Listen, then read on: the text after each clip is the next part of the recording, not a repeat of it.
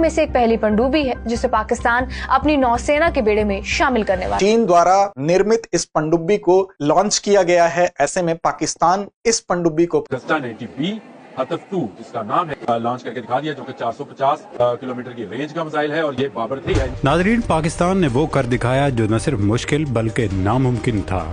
पाकिस्तान ने दुनिया को बता दिया कि अगर वो करने पर आए तो मुश्किल तरीन काम भी बआसानी कर गुजरता है।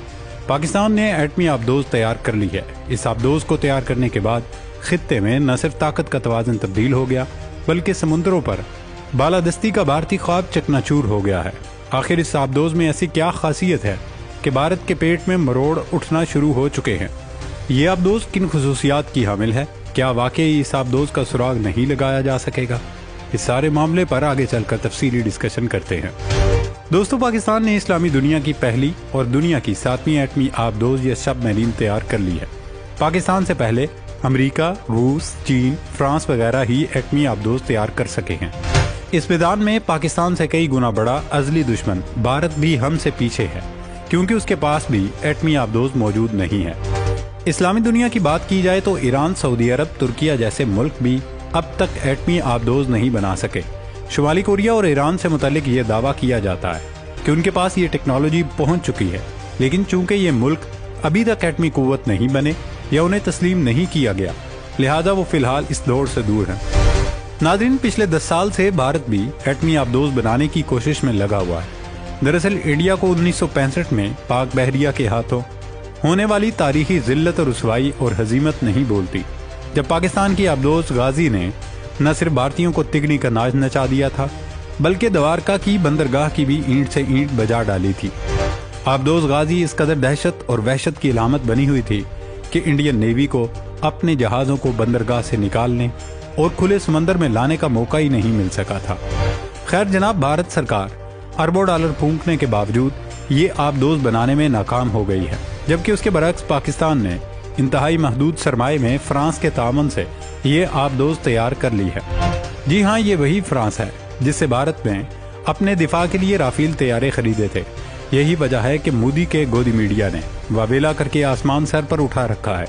भारतीय एंकर्स और तजियाकार मुंह से आग के शोले उगल रहे हैं, अपनी वजारत खारजा पर गरज बरस रहे हैं कि ये तो दावा करते थे पाकिस्तान सफारती तन्हाई का शिकार है, दुनिया का कोई मुल्क इसके साथ तावन करने को तैयार नहीं। फिर फ्रांस ने कैसे पाकिस्तानी माहिरीन के साथ मिलकर एटमी आबदोज बना ली है और हमें इसकी कानो कान खबर तक न हो सकी।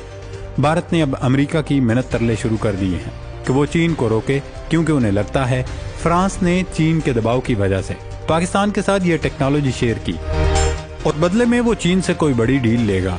भारत को अब एक तरफ ये खौफ सता रहा है कि वो न सिर्फ खित्ते में उसकी बालादस्ती का हाथ टूट गया है बल्कि पाकिस्तान को बर्तरी भी हासिल हो गई है। दूसरी जानिब वो इसलिए भी खौफजदा है, अगर जंग हुई तो आगे से पाकिस्तान और पीछे से चीन भारत को सैंडविच बनाकर रख देंगे और वो अपने दिफा में कुछ नहीं कर सकेंगे। दोस्तों, कल की वीडियो में हमने आपको बताया था कि चीन और तुर्किया से मिलने वाले लड़ाका तैयारों की पाक फिजाइया में शमूलियत के बाद हमारा नाकाबिले तस्खीर दिफा कई गुना बढ़ गया है और अब इस आबदोज की तैयारी के बाद समुद्री महाज पर पाकिस्तान को दुश्मन पर ऐसी बर्तरी हासिल हो गई कि अब भारतीय बहरिया पाकिस्तानी हदूद में घुसने की कोशिश करना तो दूर, सोचेंगे भी नहीं, क्योंकि उन्हें पता है कि ऐसा करने की सूरत में लेने के देने पड़ सकते हैं।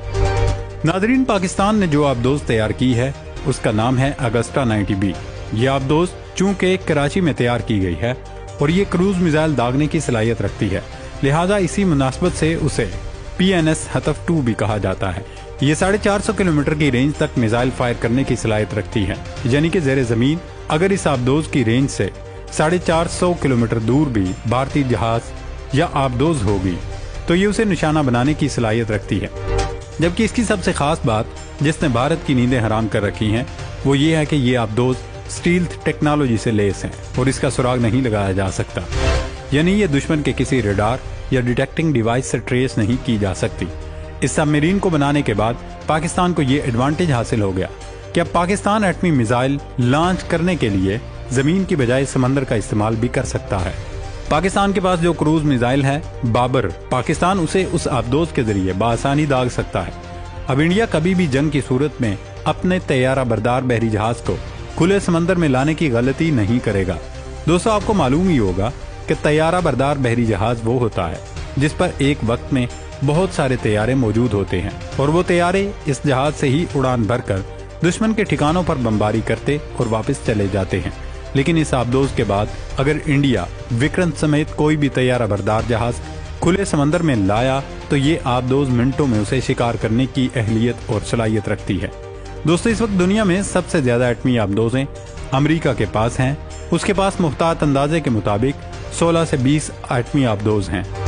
ویسے بھی امریکہ جس قسم کے فوجی آپریشنز کرتا ہے اسے اس کی ضرورت بھی ہوتی ہے۔ دوسرے نمبر پر روس ہے جس کے پاس 12-13، تیسرا نمبر چین کا ہے جس کے پاس تقریباً 10 سے زیادہ سب میرینز موجود ہیں، پھر برطانیہ، پھر فرانس کا نمبر آتا ہے، اور ان سب کے بعد اب پاکستان بھی اللہ کے فضل و کرم سے اس کلب کا ممبر بن چکا ہے۔ یہی وجہ ہے کہ انڈین میڈیا کی چیخیں نکل رہی ہیں کیونکہ انہیں اچھے سے اندازہ ہے کہ نیوکلیئر سب میرینز کے پاکستان کے ہاتھ آنے کا کیا مطلب ہے۔ پھر سب سے بڑی بات یہ کہ یہ آبدوزیں اسٹیلتھ ٹیکنالوجی سے لیس ہیں۔ یہ ٹیکنالوجی دنیا میں سب سے پہلے امریکہ نے متعارف کروائی۔ امریکہ کے F-35 لڑاکا طیارے اسٹیلتھ ٹیکنالوجی کے حامل تھے۔ اس کا سب سے بڑا فائدہ یہ ہوتا ہے لڑاکا طیارہ ہو یا پھر آبدوز، وہ ریڈار پر دکھائی نہیں دیتی۔ مثال کے طور پر آج پاکستان اور بھارت کی اگر جنگ چھڑ جاتی ہے تو پاکستانی ایٹمی آبدوز کھلے پانیوں سے ہوتے ہوئے بھارتی سمندری حدود میں گھسنے اور وہاں سے ممبئی، دوارکا، وشاکھاپٹنم، کلکتہ یا کسی بھی اور بندرگاہ تک پہنچنے اور بھارت کے جہازوں کو تہز نہز کرنے کی صلاحیت رکھتی ہے، اور انڈین جہاز یا لڑاکا طیارے اس کا کچھ نہیں بگاڑ سکیں گے کیونکہ وہ اسے ٹریس ہی نہیں کر پائیں گے۔ ایٹمی وارہڈ لے جانے کی صلاحیت رکھنے والی یہ آبدوز سال 2028 تک مکمل تیار ہو جائے گی۔ اس کی ایک اور خاص بات یہ ہے کہ یہ آبدوز زیادہ دیر تک سمندر میں زیر زمین رہ سکتی ہے۔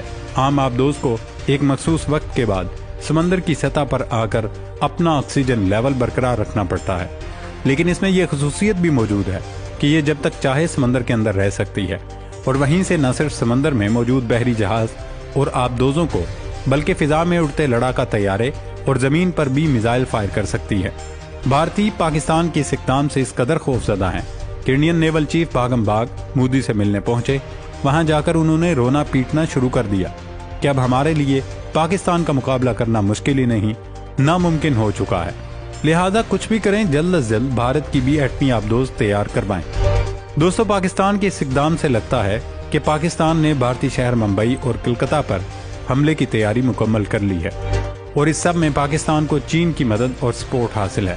دراصل سی پیک کی وجہ سے چین پاکستان کا دفاع مضبوط کرنا چاہتا ہے تاکہ بھارت کی جانب سے سازشوں کے نتیجے میں اس کے سی پیک پروجیکٹ کو کوئی نقصان نہ پہنچے۔ انڈیا کو بھی اندازہ ہو گیا ہے کہ پاکستان کو چین کی مکمل مدد اور حمایت حاصل ہے، لیکن اگر انڈین قیادت نے ادراک نہ کیا اور اپنی روش نہ بدلی تو پھر پاکستان اور چین مل کر مودی سرکار کو ایسا ٹھوکیں گے کہ چانکیا کے پیروکاروں کی نسلیں یاد رکھیں گی۔ اللہ پاک پاکستان کا حامی و ناصر ہو۔ پاکستان زندہ باد۔